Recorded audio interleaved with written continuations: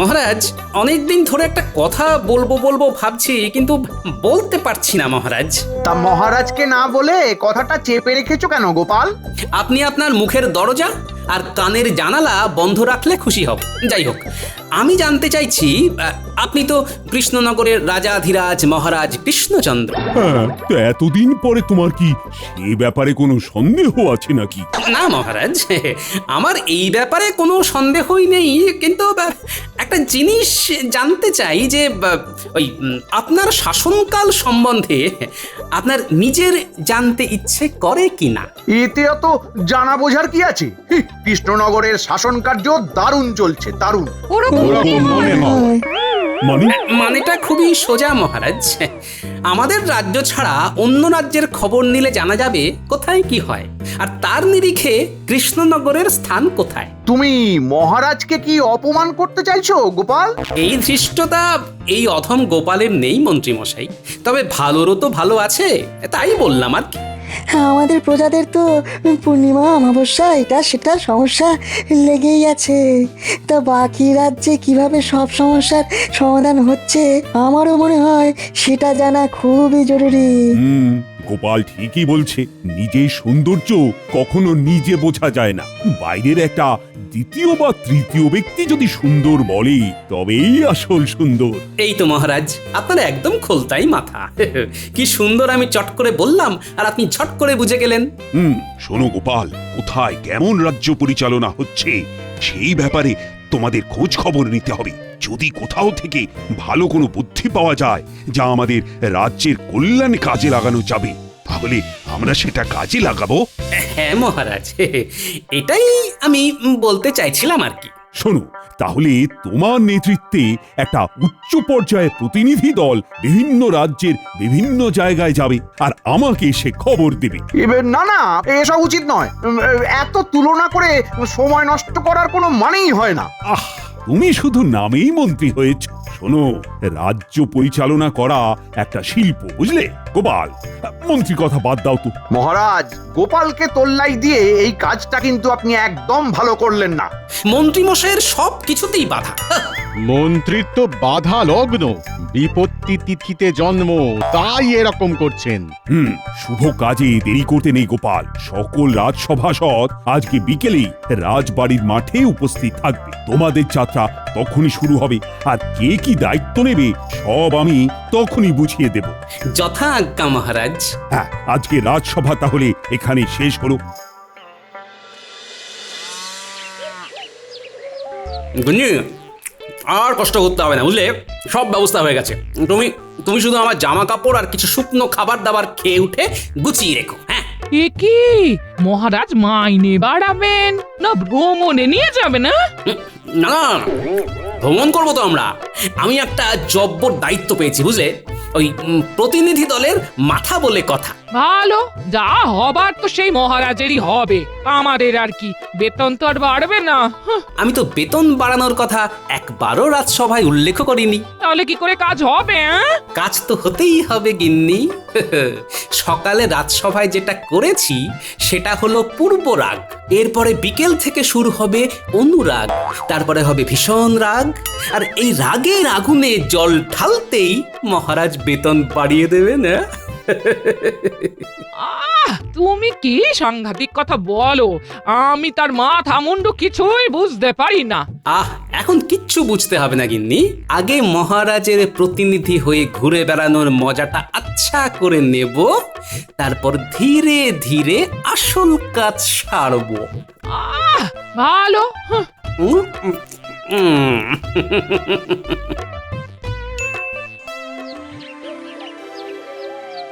কি সবাই চলে এসেছে, কিন্তু মন্ত্রী এখনো এলো না কেন? আমার মনে হয় মহারাজ এই প্রতিনিধি দলের মাথা গোপালকে করেছেন বলে মন্ত্রী মশাইয়ের অভিমান হয়েছে। এসব ঠুনকো অভিমানের কারণ তো আমি কিছুই বুঝি না। ওই তো আমাদের মন্ত্রী মশাইয়ের ডান হাত চলে এসেছে। মন্ত্রীমশাই খুব অসুস্থ। দুমদাম শরীর খারাপ হয়ে গেল। আচ্ছা, এত অসুস্থ হলে কি করে হবে? এরপরে যখন অন্য রাজ্যের খবর কানে আসবে তখন তো মাথা ভোঁ ভোঁ করবে। সেসব কিছু জানি না মহারাজ, যাই হোক নাম। আচ্ছা শোনো, তোমাদের সবাইকে একসাথে পাঠিয়ে দিলে তো রাজসভার কাজ হবে না, আর রাজ্য রসাতলে যাবে। তাই আমি তোমাদের সকলের মধ্যে থেকে গোপাল, কবি, বিজ্ঞানী আর পণ্ডিত এই চারজনকে বেছে নিলাম। তোমরা চারজনে বিভিন্ন রাজ্য ভ্রমণ করবে, আর তোমাদের দলের মাথা হবে গোপাল। গোপাল দেখবে মূলত অন্য সংস্থানের ব্যাপার, সভাকবি দেখবে বস্ত্র, বিজ্ঞানীর দায়িত্বে থাকবে বাসস্থান এবং পণ্ডিতের দায়িত্বে থাকবে শিক্ষা। তোমরা অন্তত দুটো প্রতিবেশী রাজ্য ঘুরে 15 দিনের মধ্যে কৃষ্ণনগরে ফিরে আসার চেষ্টা করবে। যথা আজ্ঞা মহারাজ। আপনার মাথায় ওটা কি? ওরে ওরে জলপট্টি রে জলপট্টি, ইহ, আমার এখন উচ্চ রক্তচাপ, সারা মাথা টনটন করছে, ঝনঝন করছে। এত চিন্তা করলে তো আপনার জ্বর চলে আসবে। আরে জ্বর যাতে না আসে সেই জন্যই তো আগে থেকে মাথায় জলপট্টি দিয়ে রেখেছি। কিন্তু আপনি এত চিন্তা করছেন কেন? অন্য রাজ্যের রাজ পরিচালনা কেমন হচ্ছে সেসব দেখার দায়িত্ব তো গোপালের কাঁধে। আপনি আপনার ঘাট থেকে চিন্তার ভূত ঝেড়ে ফেলুন। উফ, সে কি এত সহজে ঝেড়ে ফেলা যায়? গোপাল আর ওর দলবল 15 দিন ধরে অন্য রাজ্যে গিয়ে কি যে করবে তা কে জানে। ওখানে কিছু ভালো দেখলেই আমাদের রাজ্যের সাথে তুলনা করবে। আর সেই তুলনায় যদি অন্য রাজ্য ভালো প্রমাণিত হয় তাহলে তো মহারাজ আপনাকে তুলোধনা করবে। ওরে ওরে, সেটাই তো চিন্তার বিষয়। আমি এই রাজ্যের মন্ত্রী বলে কথা, কোনো সমস্যা খুঁজে পেলেই সব দোষ এই মন্ত্রীর মাথায় এসে পড়বে।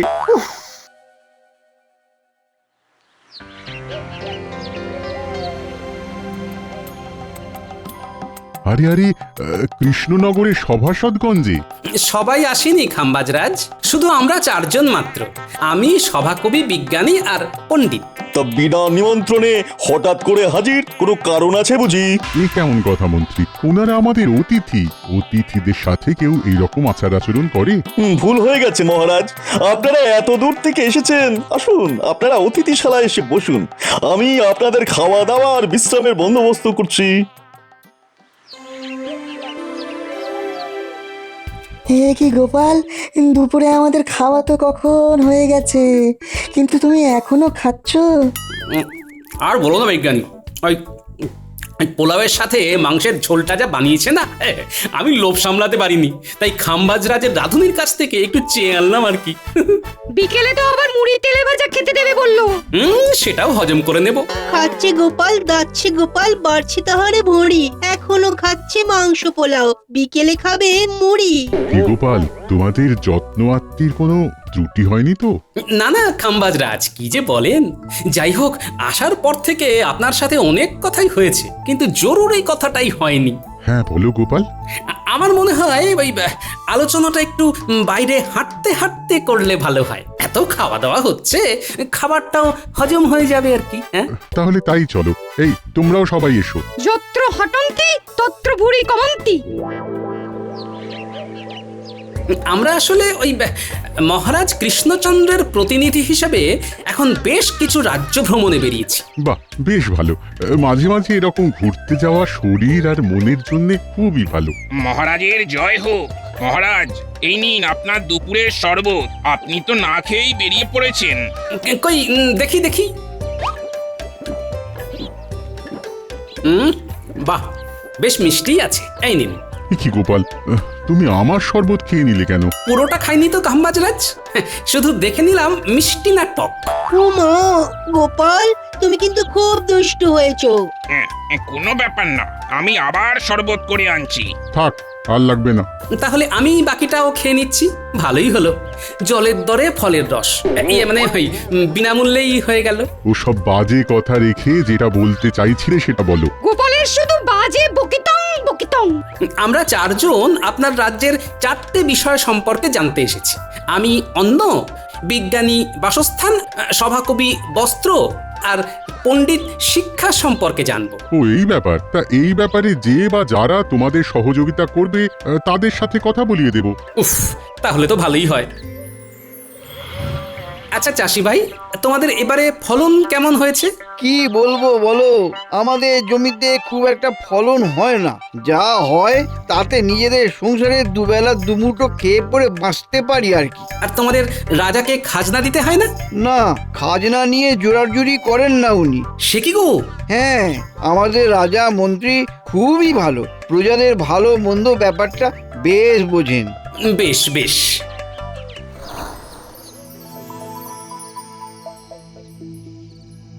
মা, তোমরা কত শাড়ি বুনছো গো? শাড়ির তেমন বিক্রি নেই গো, আগে তো লোকজন খেয়ে পরে বাঁচবে। তাহলে কি করো তোমরা? সংসার কি করে চলে? আমার গিন্নি ওই আচার পাঁপড় হাতের কাজ করে, সেসব একটু আধটু বিক্রি হয়, তাতেই সংসার চলে। প্রজাদের এখানে হাল খারাপ, বেলছে এখন পাঁপড়, অর্থাভাবে কিনছে না কেউ নতুন জামা কাপড়।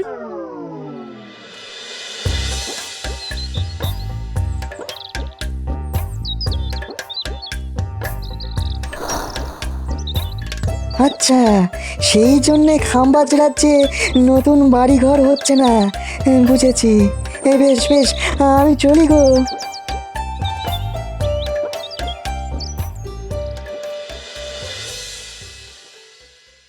আমি কিছু বলবো না, আগে তোমরা সবাই বলো লোকজনের সাথে কথা বলে কি বুঝলে। আমি বলছি, এই রাজ্যে প্রজাদের তেমন রোজগার নেই, কিন্তু সবাই বেশ হাসি খুশি আছে। কারো কাছ থেকে খাজনা নেওয়ার জোড়াজুড়ি নেই। উমা, আমাদের কৃষ্ণনগর সব দিক থেকে অনেক এগিয়ে। হ্যাঁ হ্যাঁ, রাত হতে চললো, চলুন আপনারা সবাই নৈশ ভোজন করবেন, চলুন। হ্যাঁ, তা যাচ্ছি, কিন্তু একটা কথা বলো তো, তোমাদের রাজা তোমাদের ঠিকমতো বেতনপত্র দেন? হ্যাঁ দেন তো, আমার দেশের বাড়ি তো অনেক দূর, তাই ভেবেছিলাম এই চাকরিটা আমি ছেড়ে দেব। তখন তিনি বললেন এই রাজ্যেই মা বাবা স্ত্রী সন্তানকে নিয়ে আসতে, আমিও নিয়ে এলাম। উমা, দেশ না হয় ছাড়লে, কিন্তু থাকছো কোথায়? ওই তো মহারাজ আমাদের জন্য একটা পাকা বাড়ি বানিয়ে দিলেন। মহারাজ এদিকে খুব ভালো, সবার প্রত্যেক বছর বেতন বাড়ে। বাহ, চলো।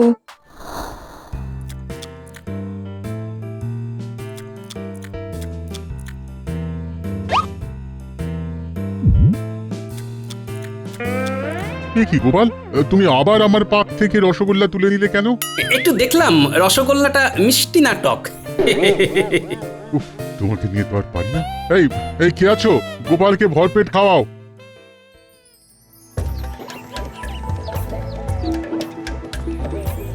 এবার আমরা বর্ধমান রাজ্যে যাব। তারপরে আরো যদি সময় থাকে তাহলে আরো বেশ কিছু রাজ্য ঘুরে দেখব।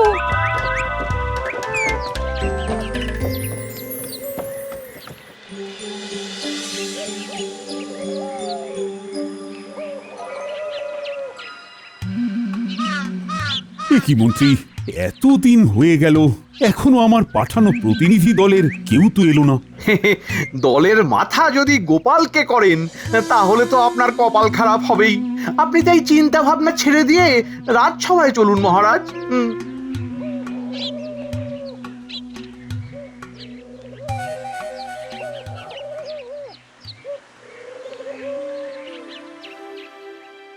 এত ভাববেন না মহারাজ, ওনারা নিশ্চয়ই খুব তাড়াতাড়ি চলে আসবেন।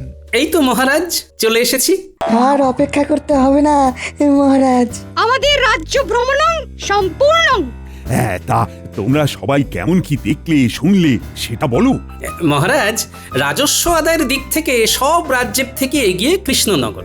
বাহ বাহ বাহ, সে তো ভালো কথা। তার মানে আমাদের রাজ্য প্রগতির দিকে আছে। কিন্তু মহারাজ, আয় কম হওয়া সত্ত্বেও অন্যান্য রাজ্য যখন রাজকর্মচারীদের বেতনের সঙ্গে মোটা ভাতা দিচ্ছে, তখন কৃষ্ণচন্দ্রের সভাসদরা ঘটি ঠুকবে কেন? কাজ না করে খালি বেতন বেতন করলে চলবে?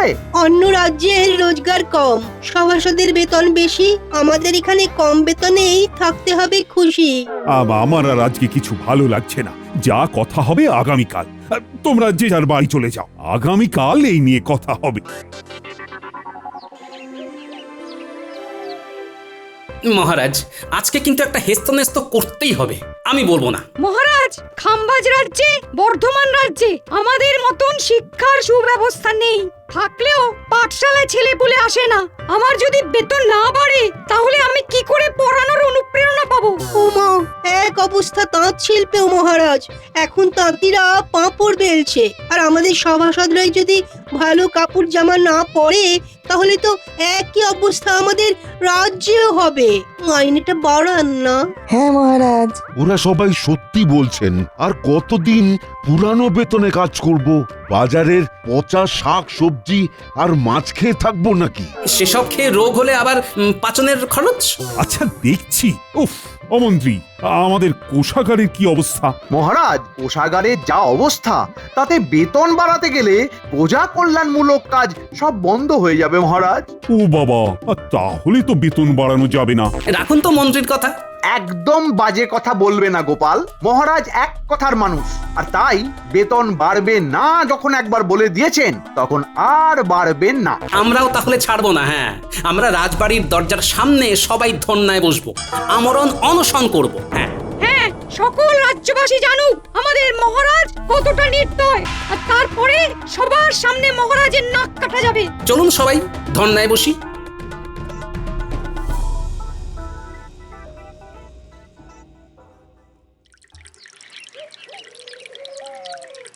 আমাদের দাবি মানতে হবে, আমাদের বেতন বাড়াতে হবে।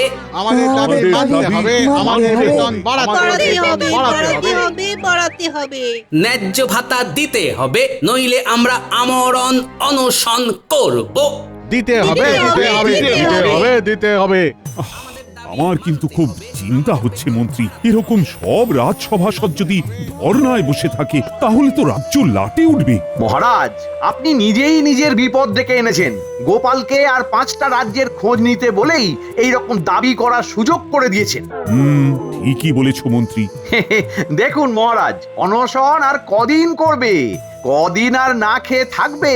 খিদে পেলে সুরসুর করে অনশন আন্দোলন তুলে রাজসভায় এসে বসবে। এইসব যাত্রাপালা দেখে ভেঙে পড়লে চলবে না মহারাজ। ন্যায্য ভাতা দিতে হবে, আমাদের দাবি মানতে হবে, আমাদের বেতন বাড়াতে হবে। আসবো জাহাপানা। কি ব্যাপার, তুমি এত রাতে? কোনো বিশেষ খবর আছে? আছে জাহাপানা আছে। আমি এখন কৃষ্ণনগর থেকেই আসছি একটা খবর দেওয়ার জন্য। আমাদের দাবি মানতে হবে, আমাদের বেতন বাড়াতে হবে, ন্যায্য ভাতা দিতে হবে। দিতে হবে, দিতে হবে, দিতে হবে, দিতে হবে। কি এত বড় সাহস? ঠিক আছে, আজ এক্ষুনি দুধ পাঠাও, আমি সব খবর চাই। ঠিক আছে জাহাপানা, আমি দুধকে এক্ষুনি ওখানে পাঠাচ্ছি। মহারাজ কৃষ্ণচন্দ্রের জয় হোক। নবাব বাহাদুর আপনার জন্য এই পত্র পাঠিয়েছেন মহারাজ। সর্বনাশ, আগামীকাল নবাব বাহাদুর আসছেন। আর এসে এই রাজ কর্মচারীদের সাথে অসন্তোষ নিয়ে কথা বলবেন। এই ছেড়েছে, তাহলে তো সারে সর্বনাশ মহারাজ। তাহলে কিছু তো বুদ্ধি দাও, কিভাবে নবাবের হাত থেকে রেহাই পাবো। আরে আমার তো যত সব অকম্মার ঢেকি। উফ, এখন তো দেখছি যাদের জন্য আমার বিপদ তাদের কাছেই যেতে হবে।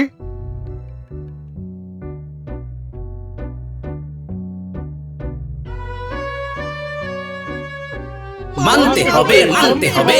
ও গোপাল, তোমাদের এই ধর্ণা আন্দোলন বন্ধ করো। এই খবর নবাবের কাছে চলে গেছে। উনি আগামীকাল সশরীরে এসে যদি এসব দেখেন তাহলে আপনার গদি নড়ে যাবে, তাই তো? কিন্তু আমরা আমাদের আন্দোলন চালাবো, দাবি না মেটা অবধি চলছে চলবে। না না না না, এরকম করো না।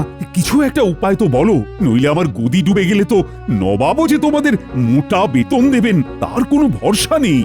ঠিক আছে, এত করে যখন বলছেন তখন আমার একটা উপায় আছে। কি উপায়?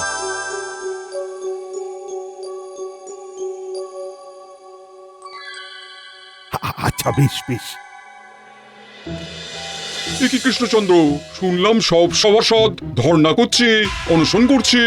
না, আমরা ওসব করছি না, আমরা রাজবাড়ির কাজ করছি। এই যে আমি দরজা জানলা পরিষ্কার করছি। মহারাজ, রান্না হয়ে গেছে, আমি খাবার ঘরে গিয়ে খাবারটা রাখছি, কেমন? আচ্ছা বেশ। কি রাজসভাসদরা তো এসব দাসীদের কাজ করছে। ওরাই করতে চায় আর কি। আপনি একটু বাগানটা ঘুরে আসুন। আচ্ছা।